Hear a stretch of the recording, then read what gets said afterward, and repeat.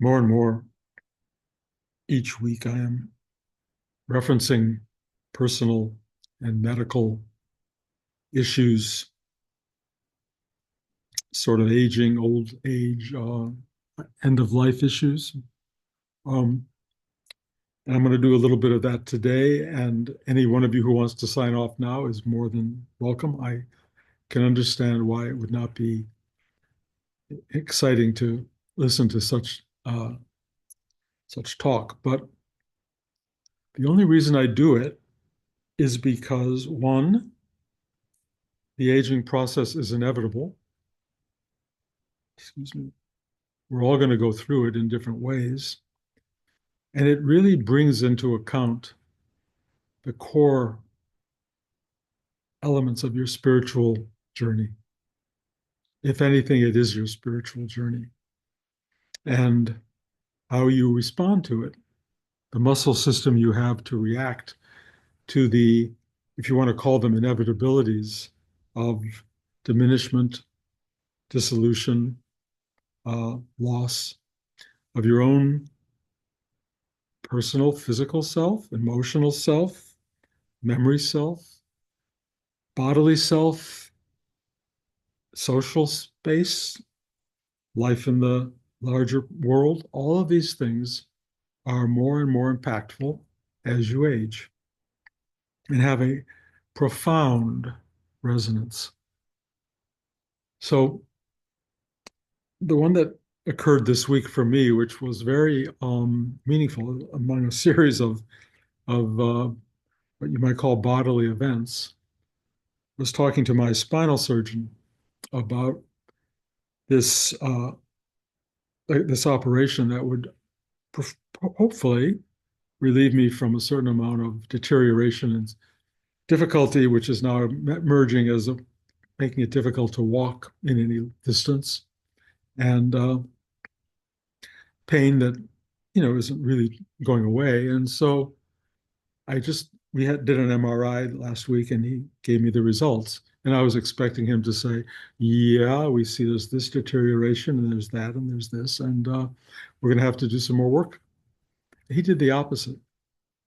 He said, one, your spine is not changing at all.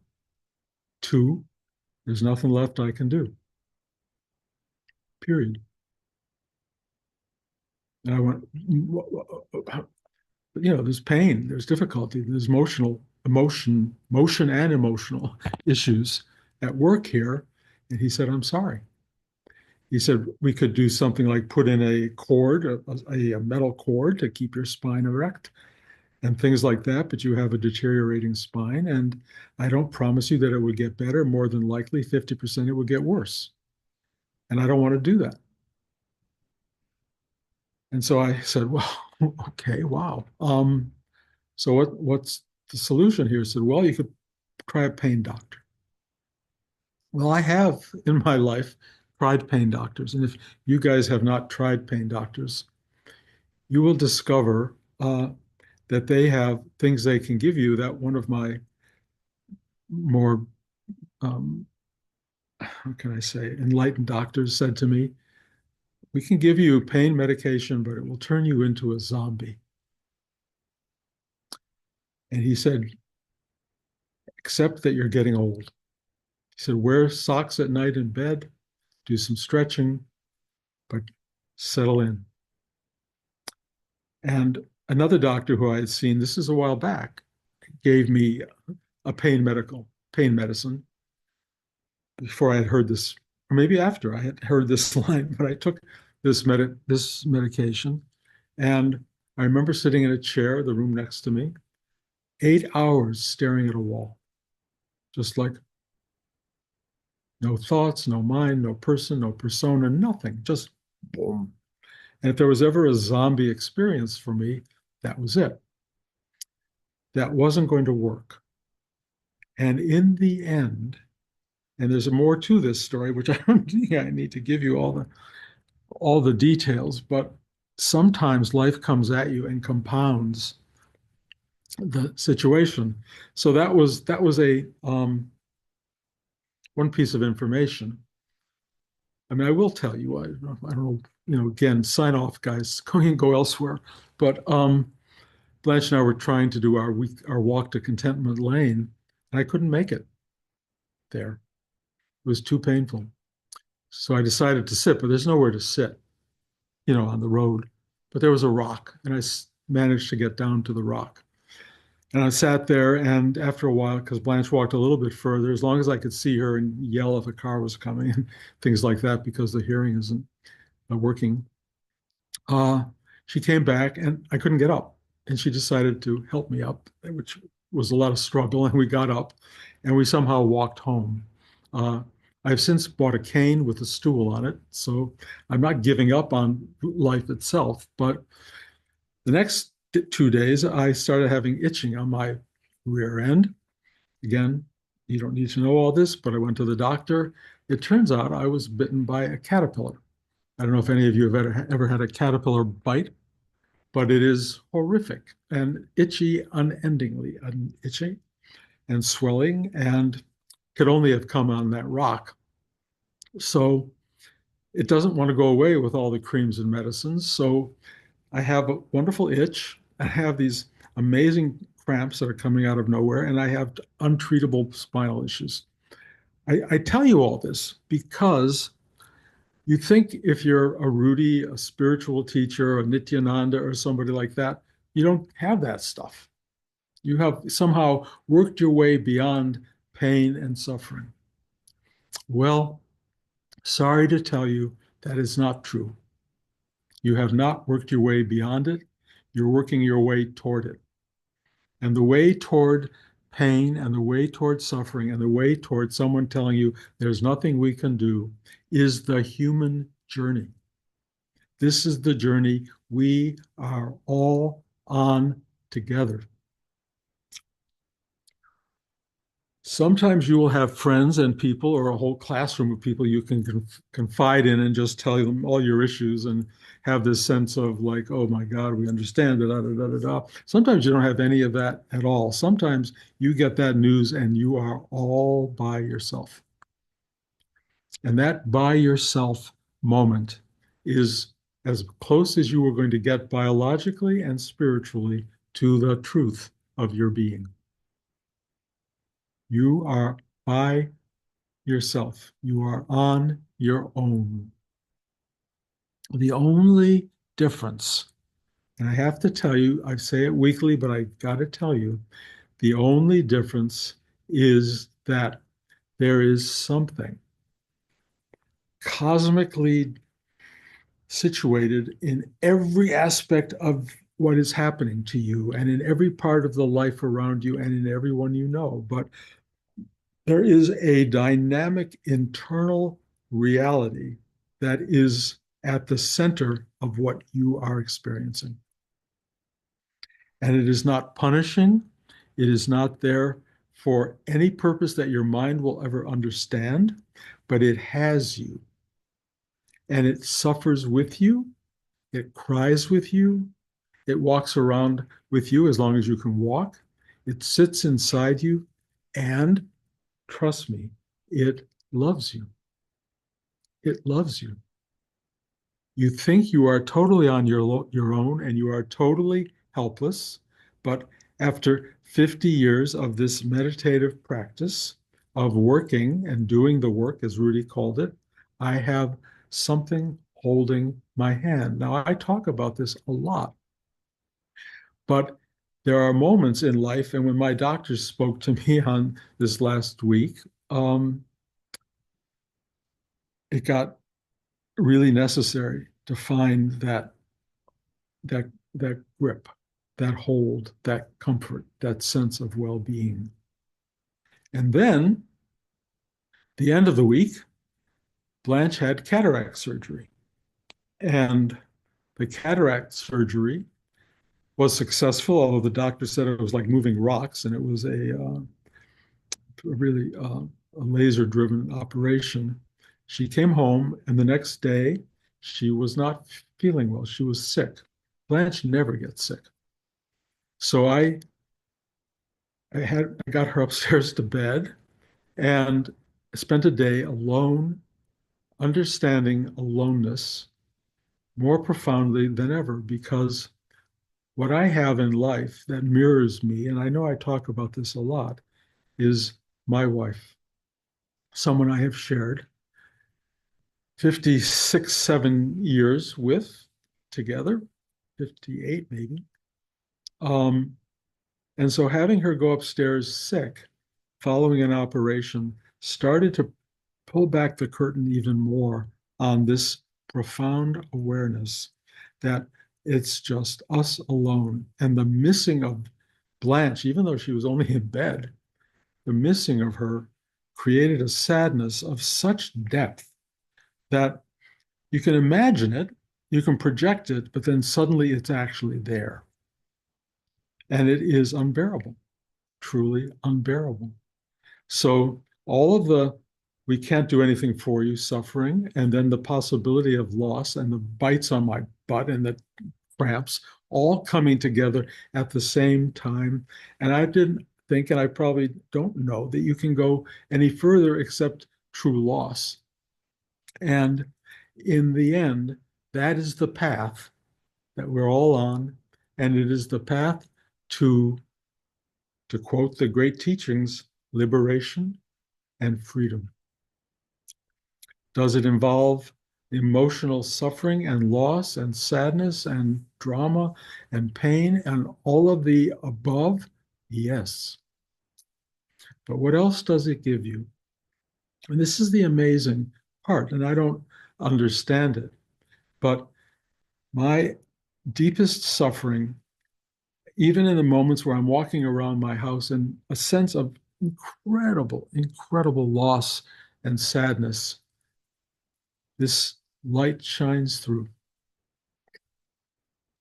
It always shines through.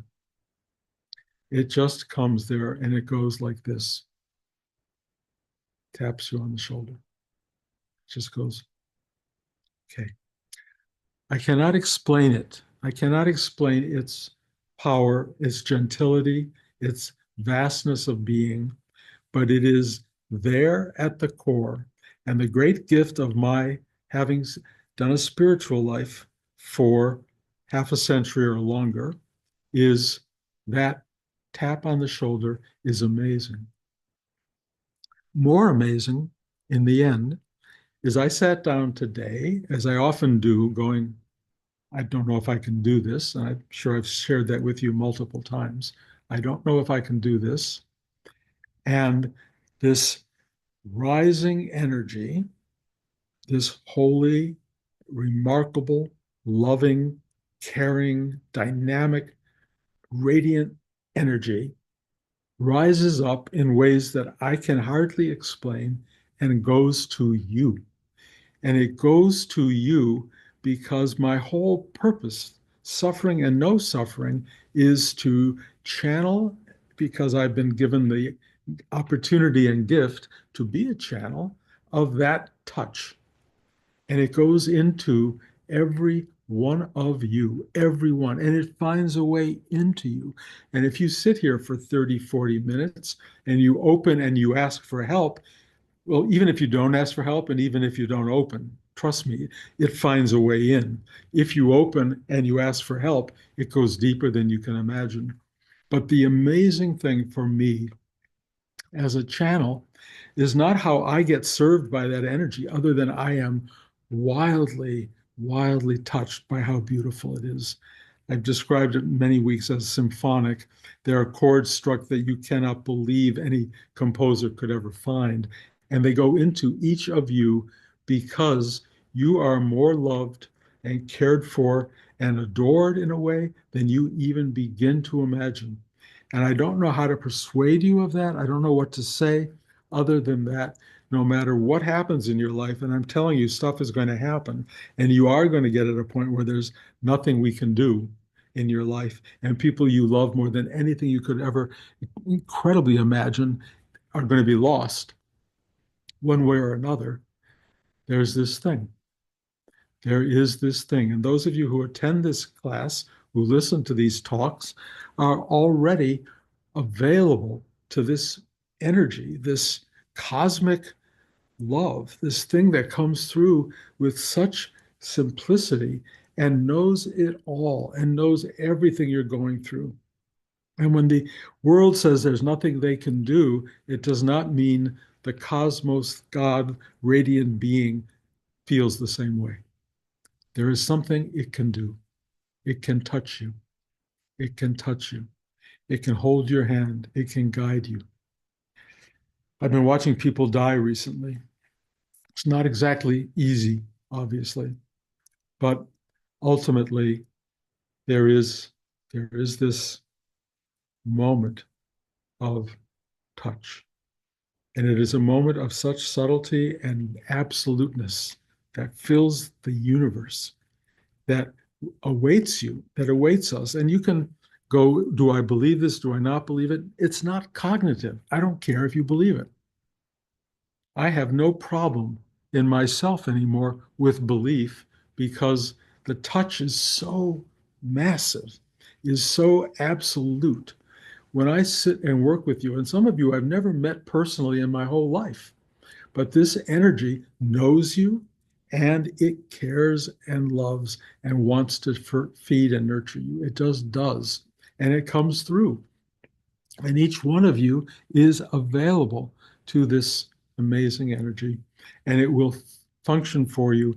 And one day, maybe if you're lucky enough or blessed enough, you will trust it.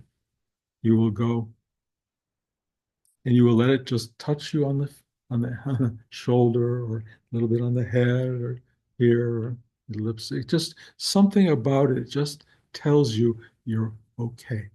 You're okay, but not okay in a kind of okay. It's like okay, profound okay.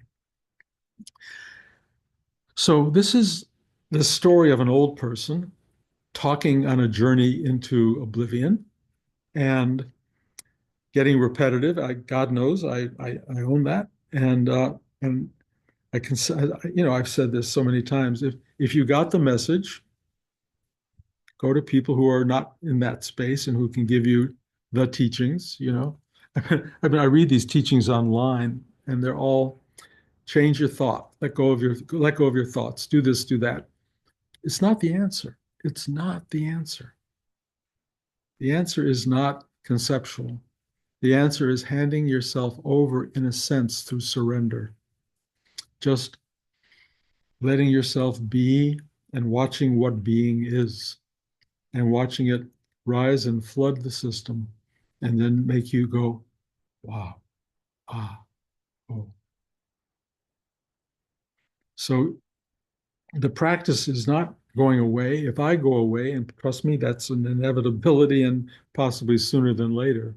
The one thing meaningful is this doesn't go away. The great thing is, because I have images of Rudy and I feel it, and we have the statue of Rudy in Big Indian that just emanates this very energy, just emanates the energy. That energy doesn't go away. With the loss of the teacher, the energy does not disappear.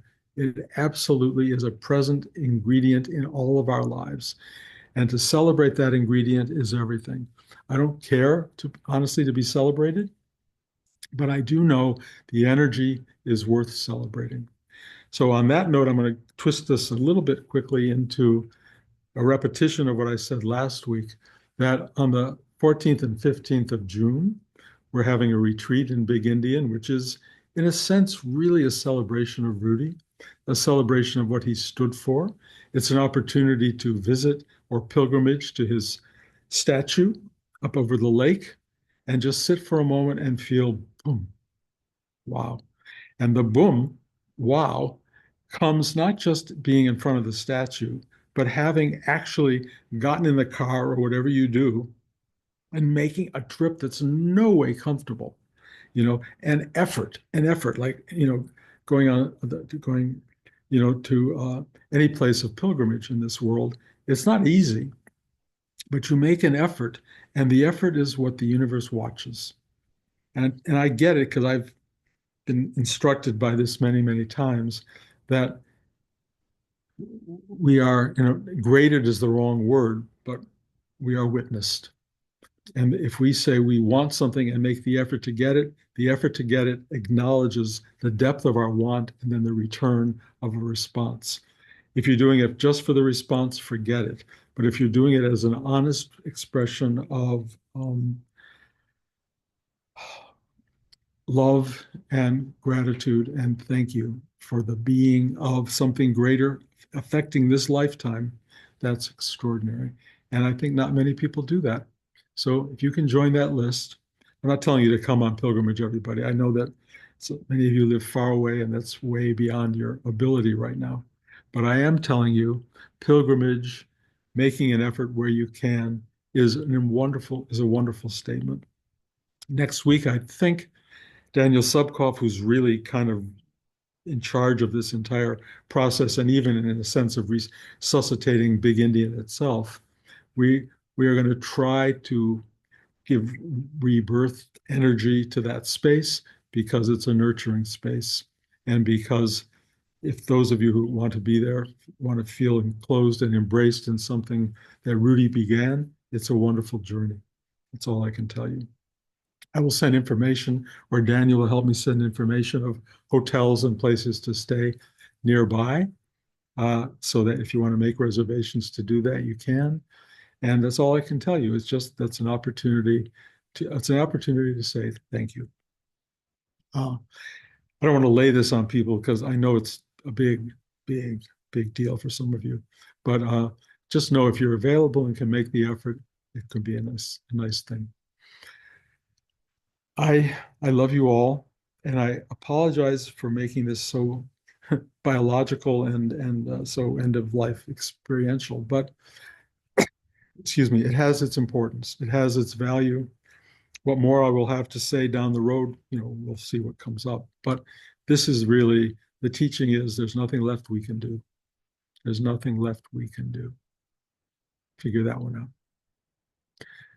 Okay. Questions and go from there. Bruce, I have a quick question for you. Is there any chance of getting the Nityananda statue back to Big Indian or another version of it? No, not that I know of. Uh, it was lost, but I mean, someone bought it, took it.